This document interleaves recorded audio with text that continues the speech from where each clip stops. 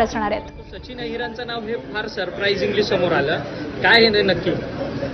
माननीय एकनाथजी शिंदे आमचे मुख्य नेते आहेत आणि त्यांच्या मनात काय पॉलिटिकल कॅल्क्युलेशन असतील किंवा त्यांना जो पक्ष वाढ करायची आहे आणि आज आमच्या पक्षामध्ये मोठ्या प्रमाणात लोक येत आहेत आणि त्यामुळे विधान परिषदेमध्ये ऑपरेशन टायगर असं याला म्हणतात। परंतु अनपेक्षित नाव आहे सचिन अहिरजी खरं तर उद्धव ठाकरे, आदित्य ठाकरे यांचे अत्यंत जवळचे होते आणि वरळीमधनं नाव होतं त्यांचं। हीच विशेषता माननीय एकनाथजी शिंदे यांची आहे।